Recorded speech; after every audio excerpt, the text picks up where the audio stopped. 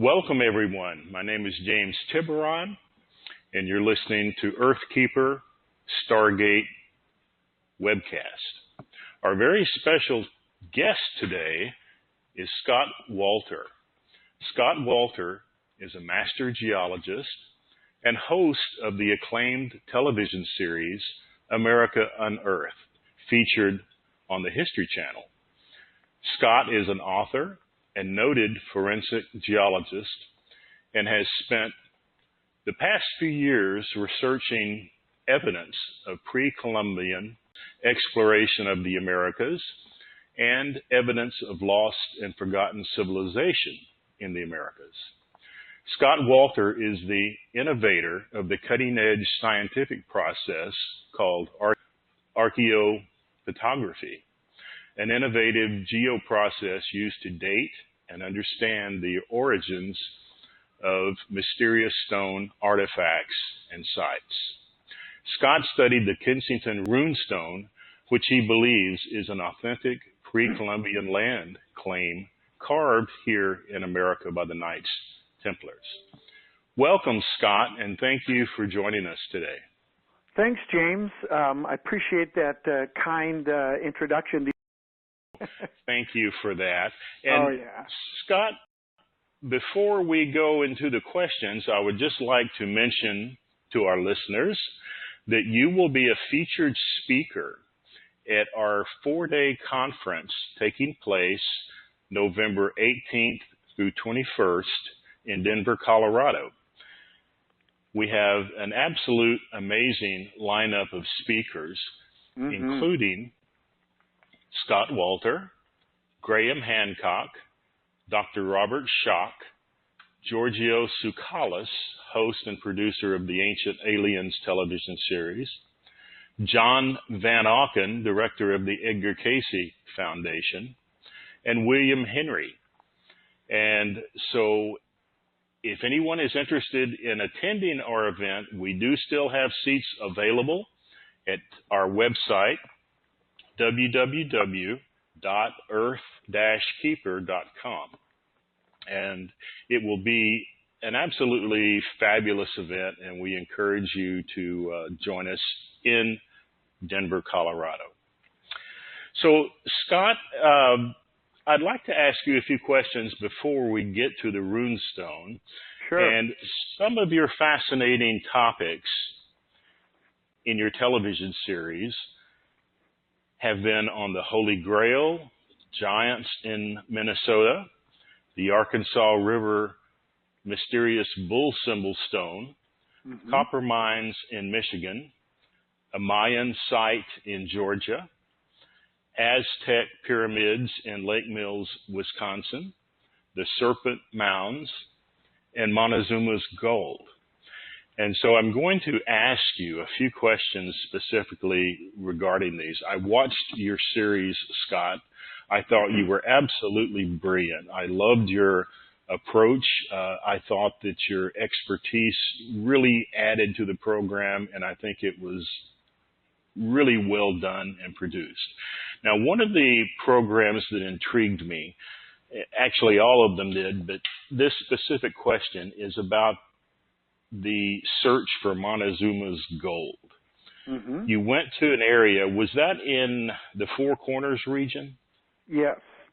You're talking about the one where we dove down into the man-made lake, and we went down into the tunnel and underwater. Yes, that was, boy, that was an interesting story. It was an interesting experience to film that episode, and it actually got quite dangerous at one point.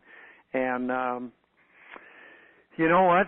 There's a reason why that thing is still hanging out there, and it has not been solved yet. So, you know, is there a Montezuma's treasure?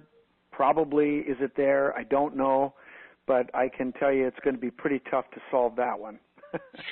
What interested me, and when I told some of our attendees in Denver that you were going to be speaking, they wanted me to ask you about this. And Sure. we have quite a few people from Arizona attending. And of course, there's the legend of the Lost Dutchman's mine in Arizona. And I think you may have done an episode on we did. that as well. We did. In the Montezuma's Gold part, when you were scuba diving in there, if I'm correct, and correct me if I'm wrong, you mentioned that there was this sort of almost a foreboding sense sometimes about getting into these areas. And there have been certain places that have legends that where people are forbidden to go with legendary curses, like, King Tut's tomb in Egypt. Right. Was there, I'm not asking you whether or not you believe these are there, but was there this sense of some sort of restraint in that area? Well, I have to say that there was, not so much from the standpoint of sort of a creepy, eerie feeling that there's somebody watching over the place and is going to, get in the way of anybody who tries to find this treasure. But, it was a unique place, and there were unique circumstances that surrounded it that collectively just really made it difficult, more difficult than you would think it should be. And I have to say that there was one really creepy moment for me when we were getting ready to dive into the cave underneath, and they wanted to kind of save that for the end, and sort of have a build up to that. But the reality is, what it meant was we had to spend quite a bit of time in the water filming other things for the show, swimming around and sort of stuff that they could cut to sort of tell the story underwater. So at the very end of the day, that's when we did the final dive and actually went down and looked, found, and then entered this underwater tunnel. But what happened prior to that is one of the safety divers got hypothermia, and he was somebody that was there just to stand by in case something happened, just for safety. And he comes down with hypothermia. He was a very thin guy and didn't retain heat as well as some of us that are not as thin. And so he got hypothermia, and I told him flat out, I said, "You got to get out of here, man." I said, "I appreciate your wanting to stay in the water, but you're putting yourself in danger." So all of a sudden, instead of having two safety divers, a safety diver, an underwater cameraman, and me, we didn't have a safety diver anymore, and it was just the underwater cameraman and me. So we went down, and just imagine, as we were descending, we are feeling our way down on a negative slope. So you can't come straight up because you hit rock. It's like an angle, a negative slope on a cliff, and just, bury it underwater, submerge it underwater, and you're going downwards and to this cave. And eventually we got to the bottom, and it was very silty and muddy at the bottom. So when we hit the bottom, there was probably about a 3.5, 4 foot tall tunnel, and I'm 6'2", so I have to bend down and sort of get down to my knees and crawl into this thing. And then the cameraman went in first, and then I sort of passed him, and we were communicating with hand signals in this murky, cloudy thing. We're right next to each other, but the visibility was terrible. But I could see where he was because he had lights. And what I was doing the whole time as we were descending, I was watching my air bubbles. And as long as my air bubbles were going back up the rock towards the surface, I knew where to go. And then once I entered the tunnel, my bubbles didn't move as quickly, but they were moving towards the entrance. And then I remember I got there, and I could feel my way. I could feel the walls, and I could feel that it just kept going. And then I passed the cameraman, and he started to follow me as I went in. And I stopped myself at one point because I sort of felt like this is not safe. Mm-hmm. And then I turned and I looked up, and half a foot in front of my face, my air bubbles weren't moving anymore. In other words, I was level inside the tunnel, and I couldn't follow my bubbles out anymore. And I turned and I looked into the darkness, and I thought, I really want to keep going, but I got to go back. Otherwise, I may not get out of here again. So I swam back. I tapped him on the shoulder, and I said, let's get out. I looked up again, and I saw my bubbles were starting to move towards the entrance, and then I got out. And I remember when we got to the surface, we both sort of had this cold chill that, you know, if we had gone any further, we could have been in trouble. Yeah. So, you know, and I guess the point is that when I was asked, did you feel like something was urging you on, like there was a ghost pulling you in? I said, well, not really a ghost. It was me that wanted to keep going and get to the bottom of this mystery. But I looked up and saw those bubbles sitting there, and I go, I won't be able to find my way out. And it wasn't as simple as you go in a cave and you go back out. I didn't know if it was going to open up and maybe another, you know, tunnel went off in a different direction. You just don't know. And the last thing I want to do is suddenly, you know, encounter that, or the bubbles going in a different direction, and I'm following those deeper and deeper, and I don't know where I'm going. So it was spooky. When I got out, I thought about that, and later I talked to my wife, and she said, you know what, I'm glad you used good common sense and didn't succumb to gold fever, some people might say. And so if that qualifies as as some type of curse that was pulling you, that's as close as I got. Well, thank you for that, and it is a very interesting phenomenon. Scott, I've rafted the length of the Grand Canyon 6 times. And that interesting area around the confluence of the Little Colorado and the Big Colorado, where the Hopi legends and the Havasupai and Zuni legends speak about a sacred place that is a tunnel to the underworld. I know that you had my friend Clifford Mahudi, who is not only a Zuni elder, but he holds a master's degree in civil engineering from New Mexico State University. Very bright guy. Very bright guy.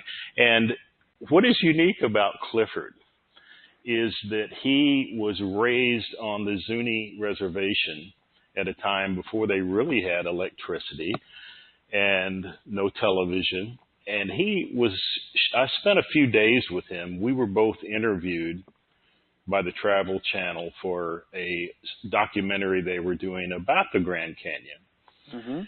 And Clifford was telling me that during his childhood and teen years, they would hear all of these legends and cosmology stories of the Zuni and the traditions of the Native Americans in that area.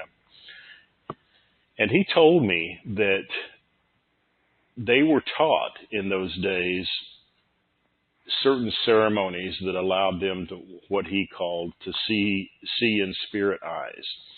That they would have these sweat lodges, these vision quests of fasting, and were taught how to see in a different world, what he called the other side. And he told me that he had an uncle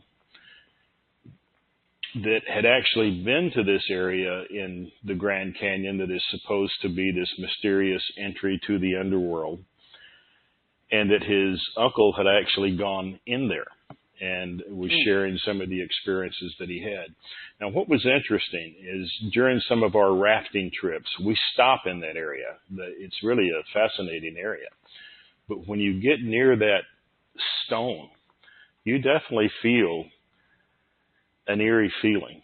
And it was enough to where, and of course, the group that I went with we had Grand Canyon guides, and they were telling us all the legends. And out of respect of that Hopi land, they didn't want us to go anyway. But you definitely feel something, and so it's an interesting phenomenon.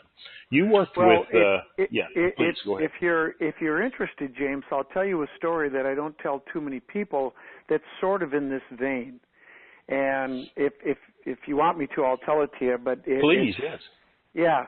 Well, I've obviously people think of me as primarily being interested in the Templars, and certainly, with the Knights Templar, the Runestone was created by them, and of course I've done a lot of other research that relates to Templars and Freemasonry and the connections there. But probably the most fascinating artifact of the Templars that's in North America is something called the Newport Tower. And in 2007, I was there doing some research, and one of the things that I wanted to see was an illumination event that happens at 9 o'clock in the morning on the winter solstice, which ironically is my birthday. A birthday that I never really liked was when I was a kid growing up. It was the old, well, this is for your birthday on Christmas. I spent twice as much money. Yeah, right, But now I love it. But anyway, so this was December 21st of 2007, and I had just discovered something, this event that was going to happen, and I wanted to see it happen. I knew it was going to happen. I didn't know what time, but it ended up being exactly 9 o'clock in the morning, and that all fit and everything else. But as I was there with another guy, and we were walking down the street early in the morning. We're getting ready to go there, and all of a sudden he just goes, "Well, I'll see you later," and he took off running because he's a jogger, and he's like, we're at this magic moment of going inside the tower to see this epiphany event, which really to me was one of those moments where you just know you're on the right track, right? And he takes off, and I'm like, "Where are you going?" And he's like, "Bye," and it's like he just dialed out. So I said, "Okay," and I walked over to the tower, it was a block away, and we had the key from the city to get in. I go inside, I set up my camera on a tripod, and I could see the light box had already formed. The sun was clear. It was the first day in 3 days that we had the sun, and I'm like, all right. So I get my camera set up, and I take a picture of this egg-shaped keystone that I'm hoping will be illuminated at this, at 9 o'clock. So I took the first picture, and I sat, and I was going to do a series of photos as it moved. And then I heard a voice behind me, and it was a woman who said, "What are you doing in there? Like, you're not supposed to be in there." And I turned around and I said, "Oh, hi. Well, it's kind of a long story." And and she folded her arms and she said, "I've got time." And I said, "Okay. And you see that stone up there?" And I started to tell her whole story, and I kept interrupting and saying, "Just a second, I need to take pictures." So I'd, snap a picture. Mm-hmm. And I remember she had this old dog that was kind of old, and it was winter, right? But it hadn't snowed for quite a while, and it had that hard, crusty snow that doesn't leave footprints. And, people walk their dogs in the park, and that's what she was doing, and I just explained to her what the whole thing was. And this went on for 45 minutes. And then finally, when the light box framed out this light tan-colored granite orb, it just illuminated like a laser beam. And for me, that was an epiphany moment that told me, hey, I'm on the right track. This is consistent with the ideology I've concluded these people had, and it was fantastic, right? And I just went, whoopee, yahoo, and I was ecstatic. And then she looks at me and she says, "You know what?" She said, That's fantastic. Congratulations. Then she said, "Would you like me to take your picture with that in the background?" And I said, "Sure," And then I had a backup camera. I gave it to her. She snapped that picture. And then I got my camera back, and I said, "Thanks, just a second," turned around to take another picture. I wanted to get the progression going off the stone. I took the picture. I turned back around. She's gone. And I'm looking, and I'm like, where the hell? Where'd she go? She just disappeared. And then I was looking at the trees. There weren't many trees in the park. And I'm looking, I thought she just disappeared behind a tree. She walked away, and I'm looking for the dog. Nothing. Wow. And I'm like, wait a minute. This doesn't happen, right? I mean, I'm a scientist. This isn't right. And I stood there for about a minute, and all of a sudden I got this cold chill that went up the back of my neck. And I realized the whole time, that 45 minutes, nobody else came by. We were all alone. And then a minute after that, all of a sudden, here comes my friend jogging, and he shows up. He goes, "Well, did it happen?" And I said, "Yeah." And then we turned to look, and the light box was moving off the egg. He missed it, and I didn't say anything to him. Anyway, so I was literally dumbfounded. I had no idea what to think. So I looked at him. I said, "Well, Dave, I got to get going to the airport. It's my birthday. My wife wants me home. My mom's coming over. My brother. I got to go." And so he drove me to the Providence airport. I went home, and at about 8:00 that night, I get a call from this friend, and he said, "What the heck is the matter with me? I can't believe I missed it." And I'm like, "I can't believe it either." And I still didn't tell him about the woman. Mm-hmm. Well, then it dawned on me. I went to my camera, and I looked to see if that picture was there. I didn't take this picture of me. It's got to still be there, and it is. Wow. And when you look at my Hooked X book, the author's picture is that picture. Wow. With the illumination in the background, me standing there. I didn't take the picture. So if Scott, somebody that is did, that is fascinating, and I hope you'll share that in Denver with our people. And hey, maybe I can have a plant in the audience named James who can ask me that question. Oh, that's a done deal. Scott, right. we had an interest. My wife is from Scotland. I actually met her in Brazil back in 1980, and we've been together ever since. But we used to take vacations and would go to Scotland. And we went to this place called the Trossachs, which is a beautiful heritage center. It's the equivalent of a national park in Scotland. It's just a beautiful area. And there's a waterfall back in there. It's about an hour and a half north of Glasgow, not too far from Loch Lomond. Okay. And we were doing a nature hike to a waterfall. And we got to the waterfall, and this area is interesting geologically. You have a tremendous amount of quartz in that particular area. In fact, there's an entire cap of one of the mountains in that area that is solid snow quartz. And we're watching the waterfall, and suddenly to our right, my wife and I see this grandfatherly-looking figure. He came up to us. It was a person. It was a person wearing a red flannel jacket. I can see it, as clear as if it were yesterday. And this was about 1985, I would say. He told us his name was Sandy and just started speaking to us. And there's no way he could have left without passing us back. And we turned around, and he's gone. And to this day, it mystified us because he was there in 3D speaking to us. And he a very nice grandfatherly-looking figure with a mustache and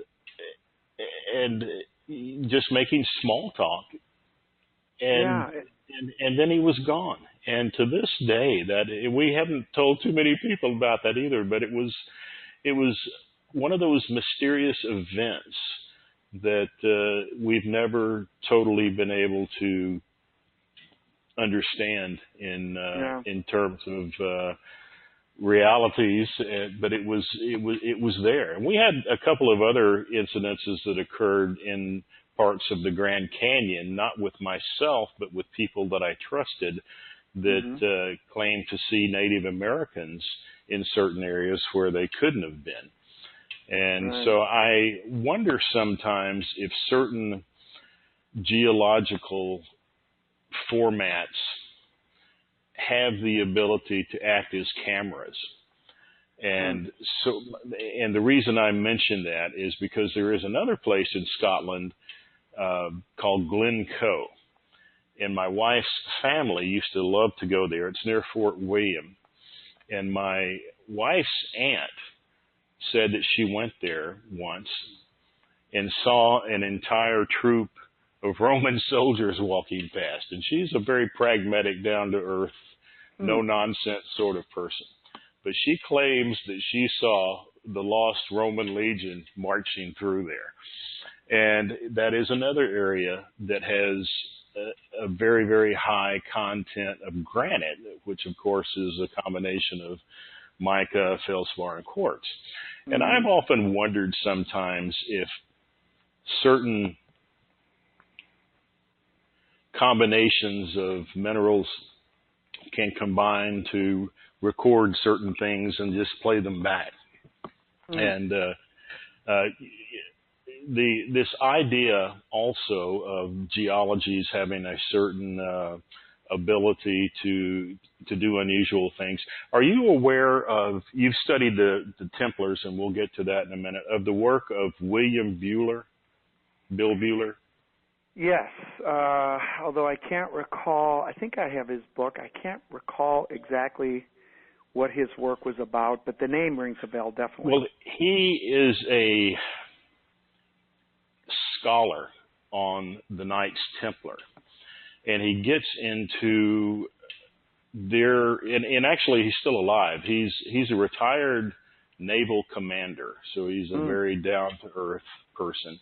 He lives in Crestone, Colorado, and he's done some fascinating work on connecting certain Templar sites in North America, and as far as that goes, all through Europe as well.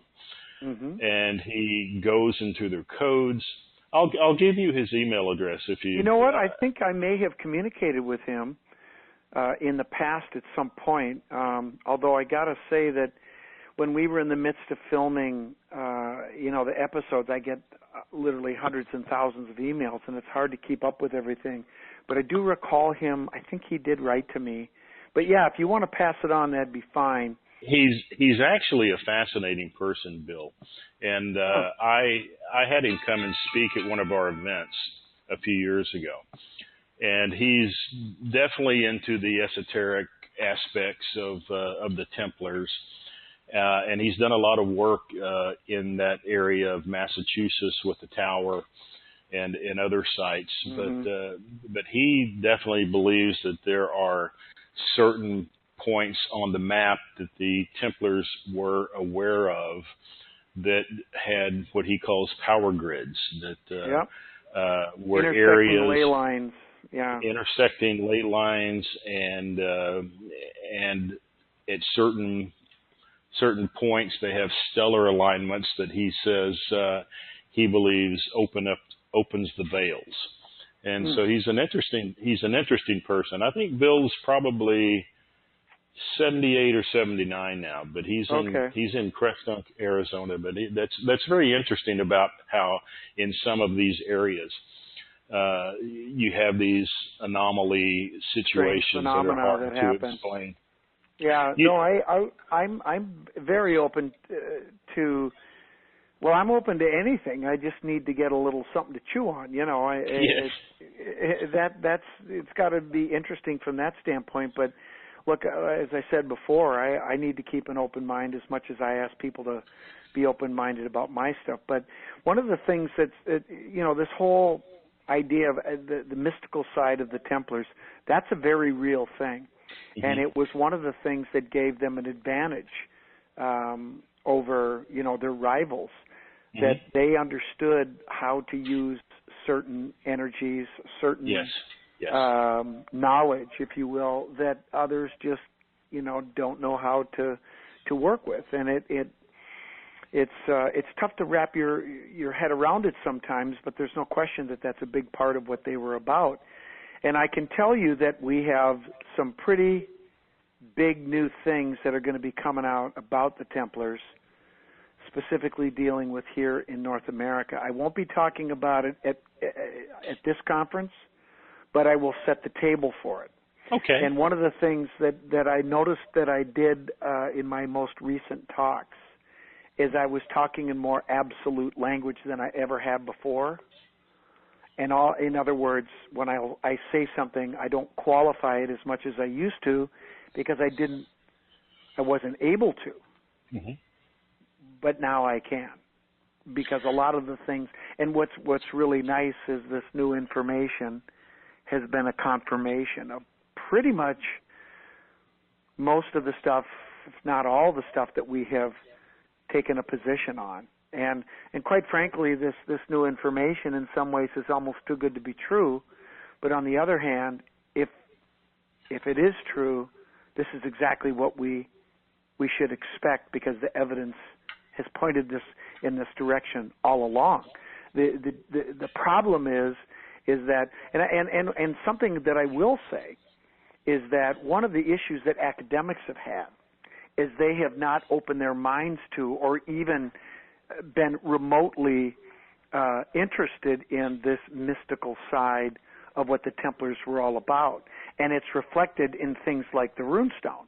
In that inscription, in fact, I wrote a paper recently, and I'll talk about that at the conference, about Wonderful. what I'm calling the ritual code. And it wasn't until I became a Freemason in the last year that I really truly understood the allegorical nature of the messages that these people are conveying, that there's many different ways to convey a message, and not just through the written word, but you can write something and it might have multiple meanings, or you think it means one thing and it actually means something quite different. And that's exactly what's going on in the runestone, but there are some tangible, practical parts to it. The difficult part with many Masonic degrees, as I now see on the runestone inscription, is trying to figure out what's allegory and what's real. Scott, have you been to Roslin Chapel? Many times. Well, that's a fascinating place. Of course, my wife is Scottish. Her first cousin is a 33-degree Mason. In fact, he's the head Mason in that area around Edinburgh. And that is an absolutely fascinating area. And yes, it is. What is your feeling about Roslin Chapel, and what is the Holy Grail? That's a big question. Well, Roslin, I have to be careful, because in this new information we have direct evidence as to exactly why Roslin was built. We know who built Roslin. William Sinclair, who was the grandson of Prince Henry Sinclair, who legend says brought the treasure over to North America. And he did do that. And his son and his grandson and later generations, and not necessarily in the Sinclair family, but they were watching over that treasure. And when William Sinclair, when it was his turn, after he had checked to make sure that the treasure was safe, he was so inspired by what his grandfather did, he built Roslin Chapel as an effigy and a memorial to what his grandfather did and the knights that went with him. It's an amazing place. Yeah. Roslin is still an active church, the chapel. Yep. And they allow the church to be rented out for weddings. Right. And a few years ago, we were taking a tour group to visit Sacred Scotland. And so I called the chapel and said, we don't have a wedding, but can we rent the chapel? And after a little bit of negotiation, they agreed. And we had private access to Roslin Chapel for 2 hours. We actually hired a piper to come in and sort of offer a symbolic rendition of Scotland the Brave and Amazing Grace. And then we just had 2 hours inside the chapel for our people to walk around. And you go into that lower section in the back. Yep. And that is the crypt. Yep. Oh my gosh, that is definitely an ancient feel to it. And some amazing we had some amazing experiences there. Well, legend has it that there are levels underneath Roslin, and that there are rituals that are carried out under there to this day. It's a fascinating area. Mm-hmm. And so, just to shift gears slightly and ask a couple of questions, and we'll come back to the runestone. One of your episodes focused on giants, evidence of giants in Minnesota. Mm-hmm. And I'm not sure if you've met Hugh Newman. He's a British researcher, and he has written a book about evidence of giants in North America. Mm-hmm. And there's some actual places in Arkansas, in Nevada, and in California where skeletons of 7 to 9 foot humans have been found. And what's interesting is you'll meet John Van Auken in Denver, and he is an expert on the Edgar Cayce information. And Edgar Cayce is probably best known for the work that he did, the readings that he provided psychically, and he died in 1947, about Atlantis. Mm-hmm. And he said that the Atlanteans were the red-skinned people, and that they migrated into North America, and that some of them were up to 12 feet tall. Huh. And so that's interesting. Can you tell us a little bit about the research you did in Minnesota? Well, I have to be honest with you. I really wasn't too. I don't think that was one of our shining moments on America on Earth, to be quite honest with you. And there's a couple of reasons why I say that. Probably the biggest reason is, unfortunately, due to just timing and convenience, the final scene where I tell Roger that it doesn't look like there were giants in that excavation that you did, according to the state archaeologist, that there isn't anything there. And then we filmed the scene with the archaeologist. So when I did that scene where I basically let Roger down, we filmed that before I talked to the state archaeologist. And I was upset that we didn't re-film that scene with Roger because I thought it was unfair to Roger. But what happened is when I sat down with Scott Amundsen, who I knew before I went in there, and actually have somewhat of a contentious relationship with him because as a state archaeologist, people look up to him. And with that title, and keep in mind, this is a governor-appointed position. Right. It's a political position. I mean, this guy's word carries a lot of weight. And he says it in his lectures, that the thing that he is asked about far and away more than anything else is the Kensington Runestone in Minnesota when he goes around and gives his lectures. And I've heard him myself say, look, I am not a geologist, I am not a linguist or a runologist, but the runestone is fake. and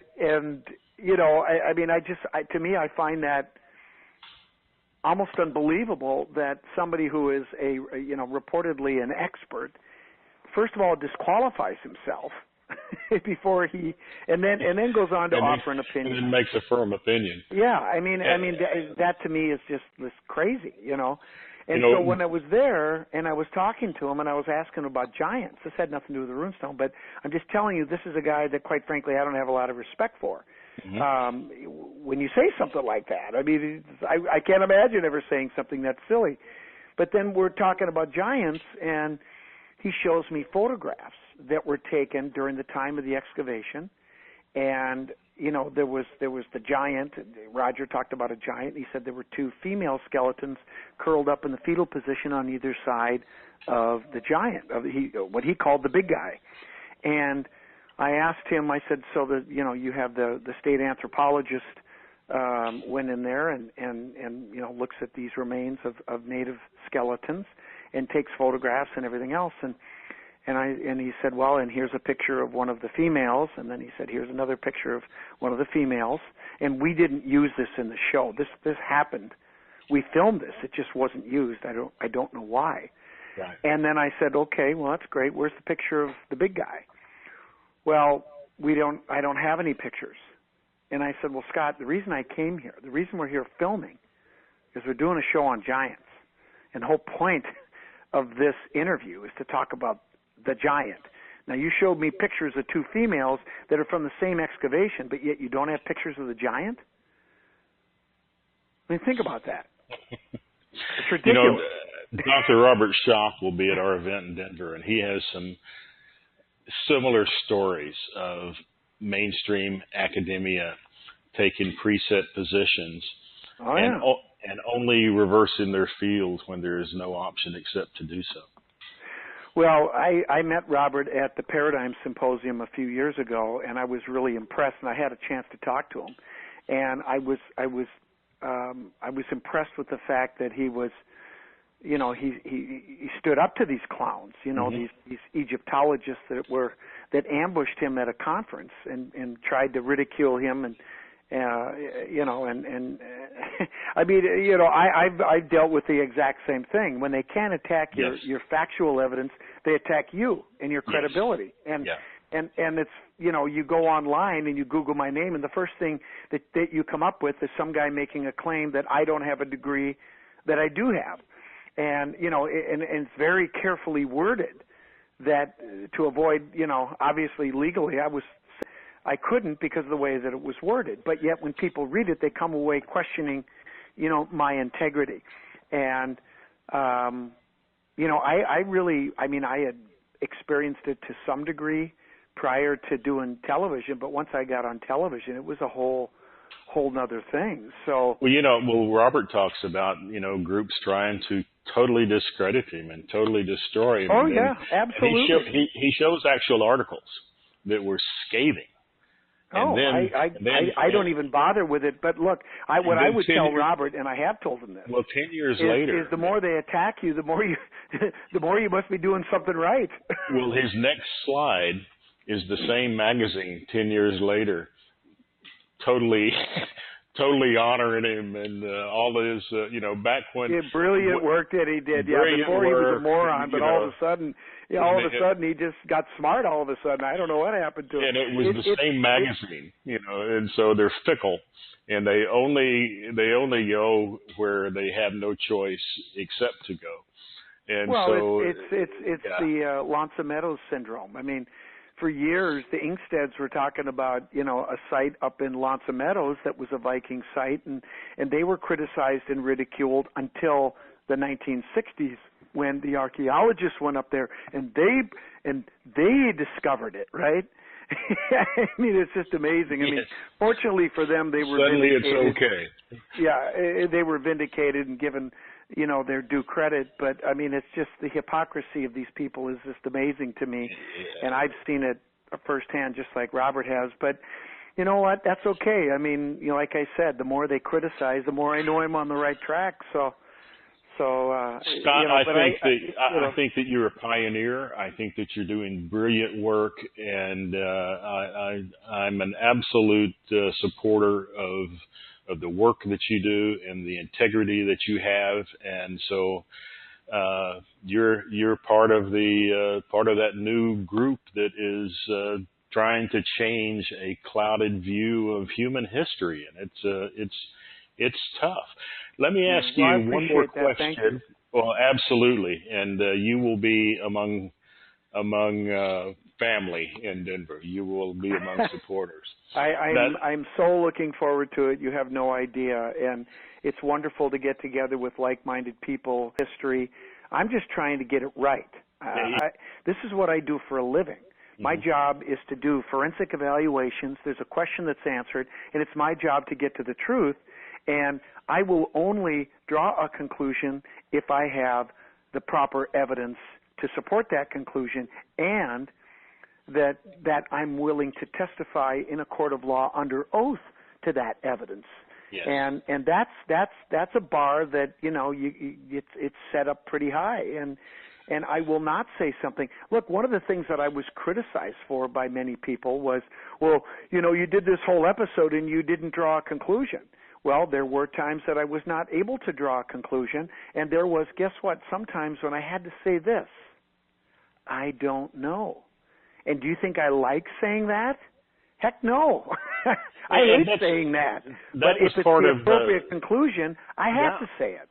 That's part of your integrity. I remember the program about the rock wall in Texas. Oh, yeah. Yeah, that's evidence. You know, you came back and said, this is natural. You do know how many people I disappointed on that episode? Oh, my gosh, I can't tell you. And I said, look, you brought me down here. You wanted my honest opinion. We did some legit scientific testing that, quite frankly, wasn't magic. It was pretty straightforward. And this is the answer. I mean, you wanted the answer. Careful what you wish for, but I'm going to tell you the truth. And in that case, there was no question. The first day I walked onto that site that we were going to excavate, and I looked at the geology. I said, this is natural. I said, I don't exactly know what's going on here yet, but this is 100% natural. And then, the fellow from the University of Texas in Dallas, forget his name now, super guy, but he said, look, this is a well-known formation. We understand this. It's a sand dike. He explained it to me. I said, oh, it makes perfect sense, And so from a geological standpoint, once you have the evidence, you have the facts in front of you, the conclusion was obvious. But you know what? What I said to the guys, that were the guests on the show, that were the believers, I said, look, guys, this may be natural. It's not a man-made feature. And look, nobody wants this to be man-made more than me, okay? I just want you to understand, I'm on your side. But if the evidence is there, I can't go there. But irrespective of all of that, this is an incredible, unique geological phenomena that I have never seen before. I'll probably never see again. And you should celebrate this thing. It's fantastic. It's got a wonderful history. It's got a great legend and story behind it. You should still be proud to be from Rockwall. Absolutely. So one more question before we slip into the Kensington Runestone. All right. What is your impression of the copper mines in Michigan? Are they real, and who do you think? Well, they're absolutely real. There's no doubt about that. There's literally over 10,000 copper pits and mines in the UP of Michigan, Isle Royale, and northern Minnesota. That's all part of the same geologic complex that actually goes back now. The latest research over the last 10, 15 years is that it was an ancient meteorite impact that punched a hole in the crust of the earth. It was a low angle impact that created this sort of long oval-shaped hole in the crust of the earth. And when you do that, anytime you have a tectonic event, or in this case an extraterrestrial event, where you have a puncturing of the crust that gets down into the mantle, you get geologic convection cells and movement of solutions and magma along fracture zones, and in this case an impact site. And that's where you get base metals that concentrate, in this case primarily copper and silver towards the eastern end. So there was massive copper deposits there. I mean, the largest, most pure copper deposits in the world are in the Lake Superior region. And when you go back, 10, 12,000 years ago, when the glaciers passed over that area and plucked out all that material, and then when the ice melted, you had copper nuggets laying all over the place, littered on the ground. In fact, I go out and buy Lake Superior agates to farmers here in Minnesota, and I will occasionally come across a guy who's found a native copper nodule in his farm field, and I'll buy it from him. I've got 2 or 3 down in the basement. One weighs about 70 pounds. Wow. And if you go back to, shortly after the Great Ice Age, 5, 6, 8,000 years ago, you literally had copper laying on the ground, pure, high-grade copper just laying all over. And copper back, back prior to about 3,000 years ago, maybe back a little farther than that, was actually more valuable than gold and silver because it had antibiotic properties. It's easily worked. You can obviously smelt it with tin or zinc, and you can make brass and bronze. So it was incredibly valuable. And if you don't think good news travels fast, I mean, people found out about it in the ancient world, and I think it was primarily the Phoenicians who were many people believe were essentially the long-haul truckers of their day that were hired by the Egyptians, the Greeks, and other cultures to transport goods for them, coming to the New World to get copper, which was so valuable back in the ancient world and in Europe and the Middle East. I mean, to me, it's a no-brainer. You know, and where did all that copper go? Where did it go? I mean, we know how much we've mined in modern history, but yet we can't explain the tens of thousands of pits. We can't explain all the copper that's just disappeared. Well, Graham somebody Hancock, mined it, and it wasn't the Native Americans. I mean, even archaeologists admit they can't account for all that copper missing by the natives. The natives certainly collected some of that and mined some of it, but not the massive quantities that are unaccounted for. So it went somewhere else.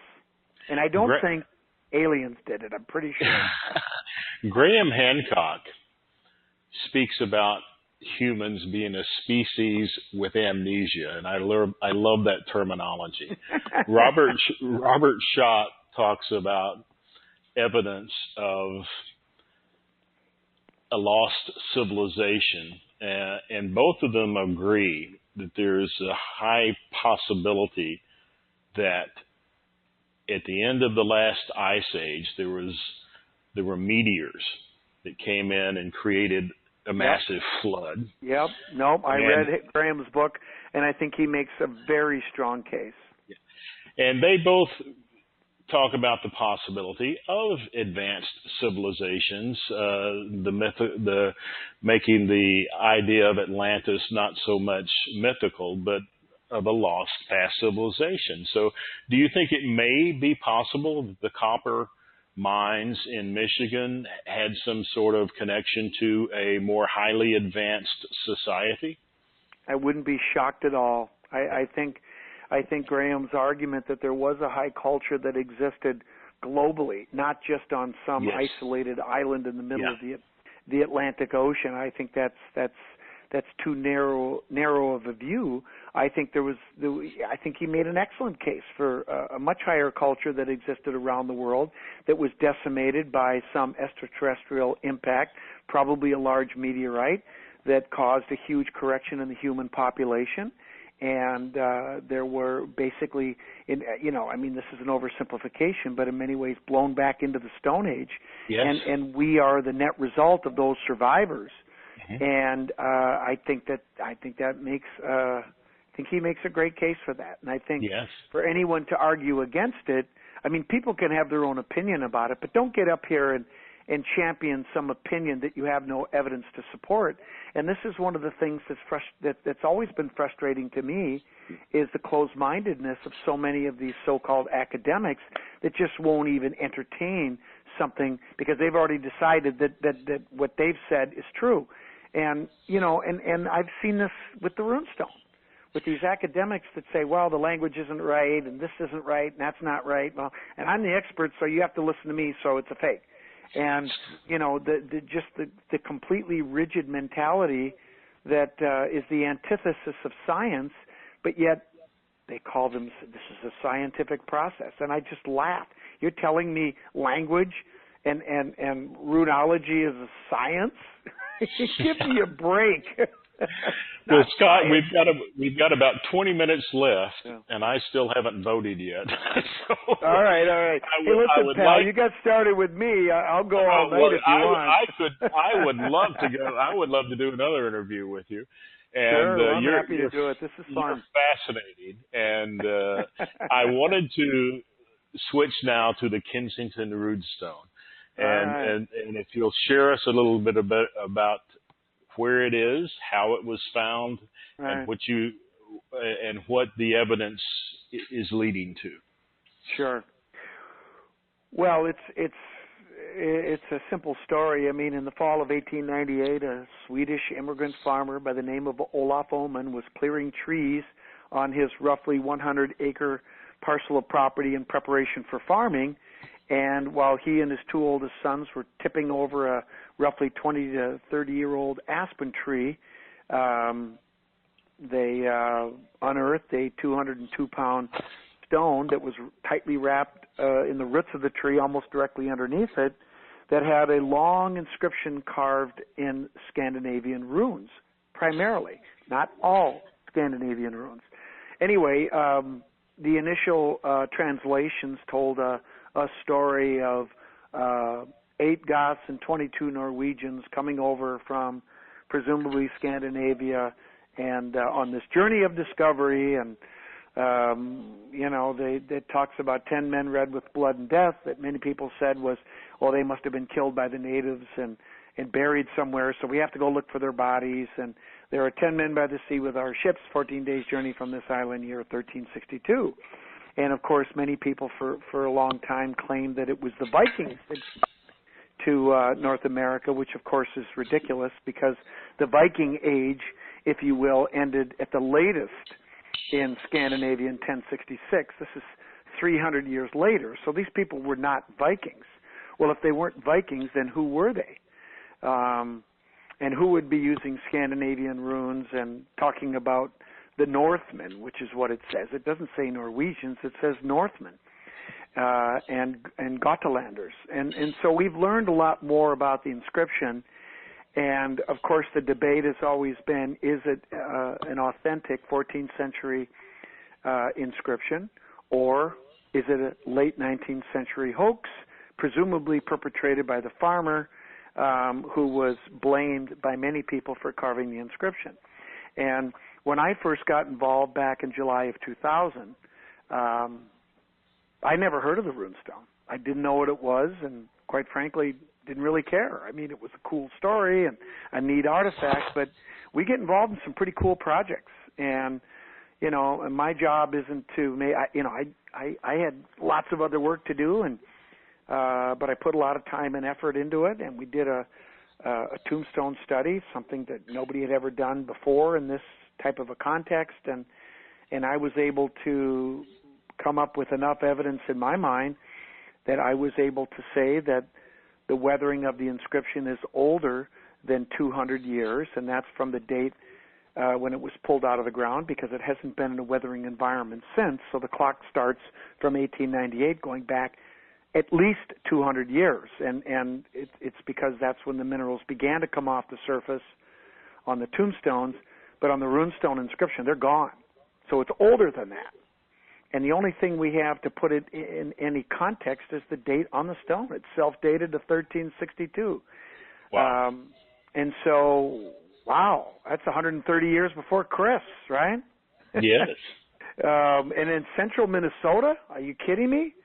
For many people, it was just too much. But one of the other things that we were able to determine definitively is that the rock is a Minnesota rock, and it had been intentionally split down to roughly a 2-to-1 ratio by the carver before he carved the inscription. So there's a lot of things that are on here, and of course the symbols, many of the symbols were unknown to the runologists, and of course their logic is, well, if we haven't seen it, then it must be fake. I mean, what an arrogant position. But that's exactly what they did. And I have to say now that looking back on these scholars, they completely blew it. And the fundamental error that they made was they, for right up to this day, have been trying to tell the world what the runestone should be, instead of letting the runestone tell them what it is. And that is just flat out, no question about it, an error in not understanding proper scientific method, period. And these guys to this day talk about the science of this and scientific method that. BS. You don't know what you're talking about because your actions say the opposite. And that's the truth. And I'm sorry, they may not like it. Well, tough out, You play a game, somebody wins, somebody loses, and you know what? You guys lost because you blew it on this one. And in my opinion, and I'll say this at the conference, I will lay out what I think is not only a convincing case, a compelling case, but a conclusive case. That Wow. This is the beginning. The Kensington Runestone was the beginning of the founding of the United States of America. Wow. Period. That is so important, and you will be preaching to the choir. This is such important information. And again, I want to commend you for the courage and for the approach that you're taking in providing this information. Scott, do you have a website, and can you tell us if you have books available? Sure. I think I'll have 3 books available. I'll probably bring my wife's book too. Please, yes. The first book I did was called The Kensington Runestone, Compelling New Evidence. It's 574 pages, and I'll probably have 20 or 30 of those there. But I only have 100 left out of 5,000 we printed several years ago, and I don't know if I'm going to reprint that or not. The book that followed that was called The Hooked X, Key to the Secret History of North America. And I will talk about the Hooked X, which is the secret symbol used on the runestone, which was one of those mysterious symbols that they couldn't figure out. But I know I have it figured out now, and it's huge.